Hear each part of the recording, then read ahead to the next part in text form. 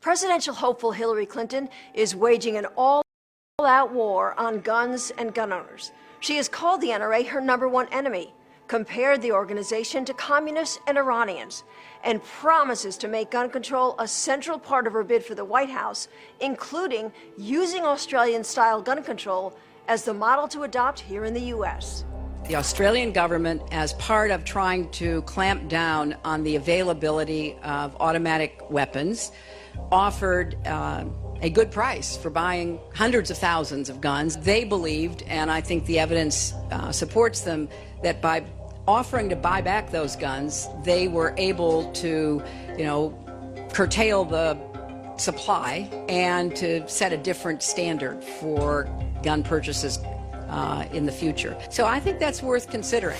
I was a bit horrified by that. I don't think Australia is a model for the United States on gun control at all.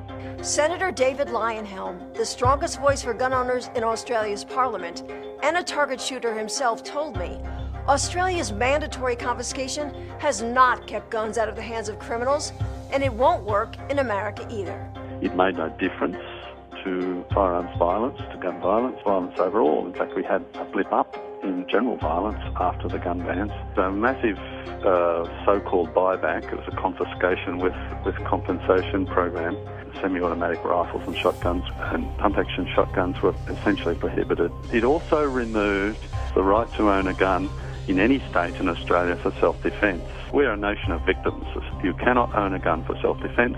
Doesn't matter what the circumstances, doesn't matter how big the threat, you cannot defend yourself. The criminals still have plenty of guns. There's no shortage of guns. There's a very vigorous black market for guns.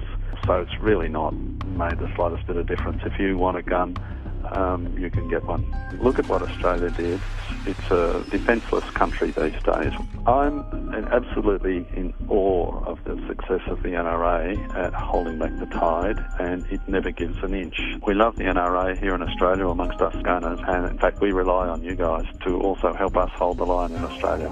It's not something that any country should contemplate, is completely disarming their population.